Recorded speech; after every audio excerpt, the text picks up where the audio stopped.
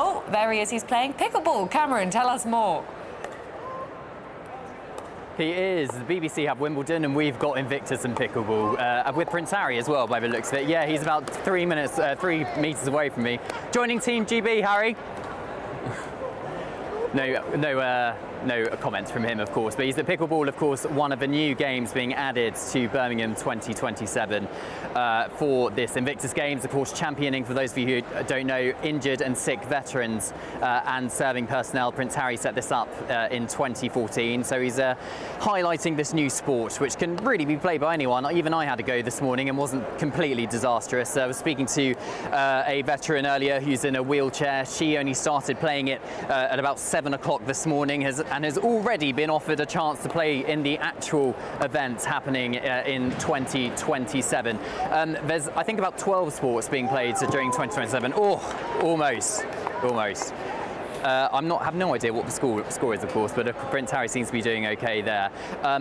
Tricky, of course, because the headlines have been all about Meghan this week, of course, not joining Harry. She was meant to be here alongside Prince Harry, but he's gone solo. He doesn't seem to be, as you can probably see if you're watching television, in particularly bad spirits. He seems to be quite enjoying the game, because this is his bread and butter, isn't it? When Harry's in a good mood and when he's doing Invictus stuff, he really enjoys it and is in his element. And unfortunately, we've seen less of that this week and more of other stuff. But this week, and today even, I think his focus is solely on Invictus and championing sick and wounded veterans who, of course, served in Afghanistan, many of which were injured, many of which were also supported and nursed back to health in Birmingham and are continuing their recovery with the Invictus Games. Olivia and Mark. Cameron, can we expect to hear anything? I know today he's going to be concentrating on Invictus, but over the course of Harry's visit to the UK, can we expect to hear anything about some of those headlines that you were talking about, either his defeat in the courts against the Mail on Sunday, or that ongoing battle with the King, the to and fro about whether he was going to stay at Buckingham Palace? Joining Team GB, Do you think he will Harry? make a public comment? Do you know, I don't think he will. He's certainly not going to be making a public comment on the stage. He is expected to, I think, be delivering a speech shortly. He's being hurried along, I think, to go and do his speech on stage, but I think that will all be about Invictus. Whether he chooses to speak to the media about what's happened this week with Buckingham Palace and security, and indeed his loss against the Mail and Mail on Sunday, well, that remains to be seen. I suspect it won't be today, though, because I don't think he's going to want to overshadow from pickleball, whether he's good at pickleball enough to play Team GB, let's see, or indeed the Invictus Games in general, but let's wait and see. Today, we're breaking down Harry's appearance at the 1 year to go celebration for the Invictus Games Birmingham 2027. What actually happened on that pitch? What GB News accidentally admitted on live television? And why the UK media's obsession with "Where's Meghan" says a lot more about them than it does about the Sussexes. Let's get into it. So here's what's going on. Birmingham is 1 year away from hosting the Invictus Games, the event Harry founded back in 2014 to support sick and injured veterans and serving personnel. This is his baby. This is the thing he built from scratch, out of his own experience serving, because he saw a gap nobody else was filling. And to mark the countdown, there was a public event showcasing some of the new sports being added to the 2027 lineup. One of them? Pickleball. Yes, that pickleball, the one your aunt plays on Tuesdays. Turns out it's also apparently going to be a certified veteran recovery sport, and Harry was out there demonstrating it himself. And this is where it gets good, because GB News had a reporter on the ground, and instead of controlling the narrative the way these outlets usually try to, the reporter basically narrated Harry's entire emotional state in real time without meaning to. The correspondent on site described Harry as being just a few meters away, clearly enjoying himself, clearly locked in, having a laugh with the players around him. And then came the line that squaddies everywhere immediately clipped and ran with, "This is what Harry looks like when he's doing Invictus work. This is him in his element, not guarded, not managed, not performing for cameras, Just a guy who built something meaningful with his own hands, watching it work. Now stop and think about what that admission actually is.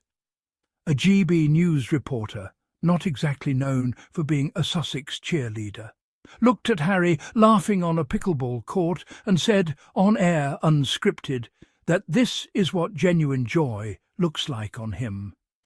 That's not spin. That's not a PR team crafting a moment. That's a journalist accidentally telling the truth because the truth was staring them in the face. And here's the part that should make you furious if you've been paying attention to how this man gets covered. The reporter immediately pivoted, practically in the same breath, to, but of course the headlines this week have all been about Meghan. Not joining him, going solo. As if a working mother of two, running her own business empire, is required to show up to every single UK event Harry attends, or else it becomes a scandal. Let's be really clear about what happened here, because the framing matters. Meghan was reportedly expected to attend. She didn't.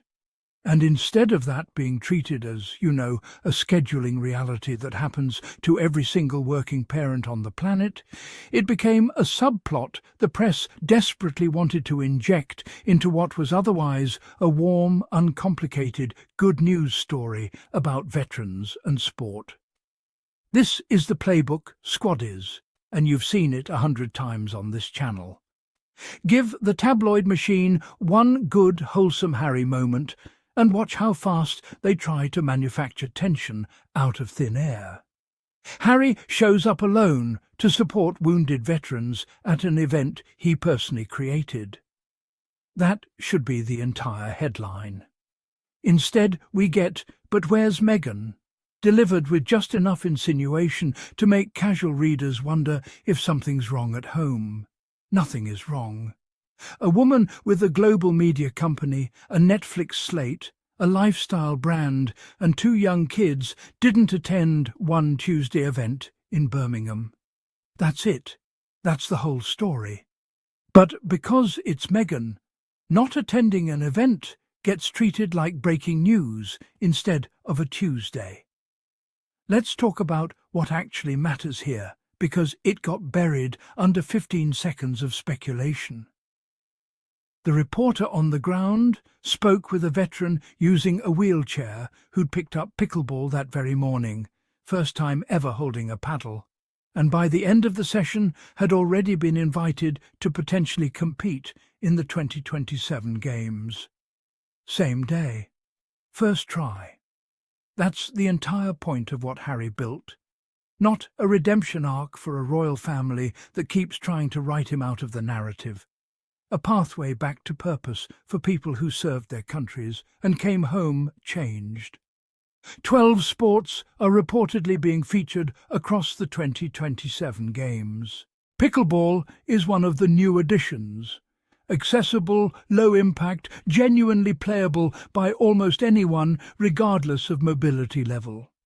And Harry wasn't there for a photo op standing next to the sport.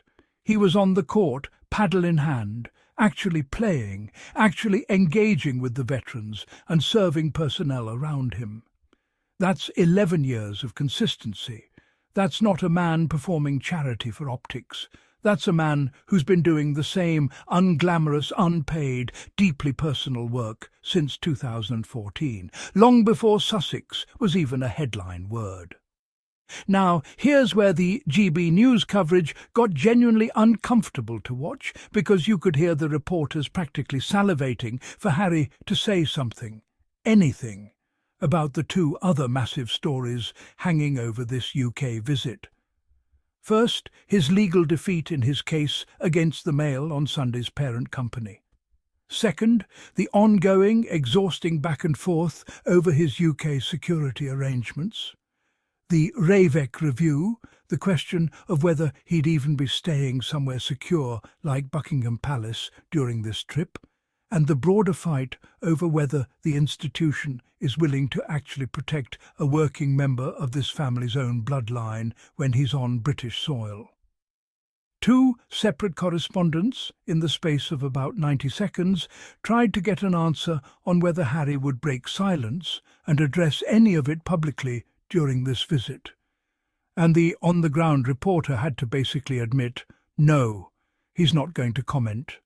Not on stage, not today, and probably not at all during this stop, because unlike the tabloids, Harry actually understands the assignment. He was there for veterans. He was there to celebrate a milestone his own project reached. He wasn't going to hijack a day about wounded and recovering service members to relitigate a legal loss or a security dispute for the cameras. Let that sink in for a second, squaddies. The UK press showed up to an Invictus Games celebration hoping Harry would give them a soundbite about court battles and palace security drama. He gave them veterans playing pickleball instead. And somehow he's the one regularly painted as the difficult one, the dramatic one, the one who can't move on. He was, by every account from the people standing right next to him, in a genuinely good mood, cracking jokes, fully present. It's the media that couldn't let a good news story just be a good news story. This is exactly the pattern we track on this channel. Give Harry an unambiguously positive moment, supporting disabled veterans, playing a new inclusive sport, laughing with people he spent over a decade advocating for, and watch the coverage pivot within seconds to Meghan's whereabouts, or the legal case, or palace tension. Never just, this man built something in 2014 that's now getting a veteran back on her feet the same morning she picked up a paddle for the first time. That's the actual headline. That's the actual story. Everything else is noise. The institution's allies in the press are all too happy to keep stirring. And look, we don't need to imagine what In His Element looks like anymore, because a GB News reporter said it out loud, standing 3 meters away, watching it happen in real time. Harry doing Invictus work is Harry at his most authentic. Not the palace-approved version, not the version filtered through decades of royal rota conditioning. The actual guy, the one who served, who struggled publicly with what he saw and experienced, and who turned that into something that's now, 11 years later, changing lives on a Tuesday morning in Birmingham. So that's the real story behind the pickleball headlines. Squaddies. Not a scandal, not a snub, just a man doing exactly what he said he'd do more than a decade ago, and a press pack that still can't resist trying to make it about something else. If you're tired of watching good news get twisted into manufactured drama every single time Harry or Meghan shows up somewhere, you already know what to do. Hit subscribe, turn on that notification bell, and drop a comment telling me what you think the real headline should have been here. We've got a full year of Invictus 2027 build-up coming, and I promise you we'll be covering it with the receipts, not the spin. Until next time, stay loud, stay informed, and I'll see you in the next one.